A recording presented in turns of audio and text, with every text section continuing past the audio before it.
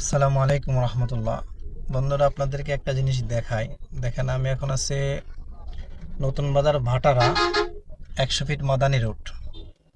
অনেক ব্যস্ত একটা রুট।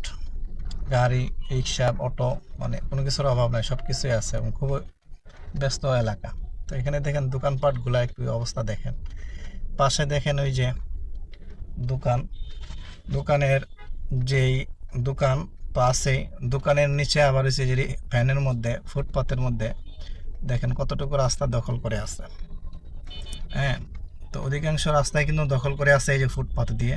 দেন ফুটপাতের দোকান, ফলের দোকান, বিভিন্ন কিছুর দোকান, এই কিছু দিয়ে দেখেন রাস্তার ওই পারেও একইভাবে দেখেন।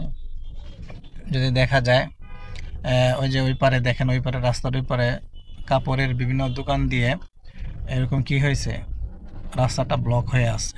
তো দুই পাশেই কিন্তু যতটুকু রাস্তা, 100 ফিট রাস্তা হলে তার মনে করেন 40 ফিট রাস্তা হয়েছে এই ফুটপাত দখলে আছে, এই বিভিন্ন ব্যবসায়ীদের দখলে আর কি।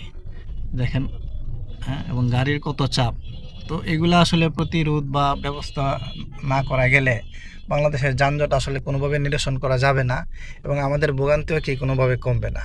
তাই যথাযথ কর্তৃপক্ষের দৃষ্টি আকর্ষণ করব যে এই বিষয়গুলোর দিকে যেন একটু নজর দেন। এবং আমরা যারা ব্যবসা করি, ব্যবসা অবশ্যই করব হালাল জিনিস, কিন্তু সেটা আমার ব্যবসার দ্বারা যেন কারো কোনো ক্ষতি না হয়, অন্যের হাজারো মানুষের ভোগান্তি না হয়, সেই দিকে আমরা সবাই সচেষ্ট থাকবো, চেষ্টা করবো ইনশাল্লাহ। আল্লাহ পাক আমাদের সবাইকে বোঝার এবং মানার তৌফিক দান করুক। আমিন।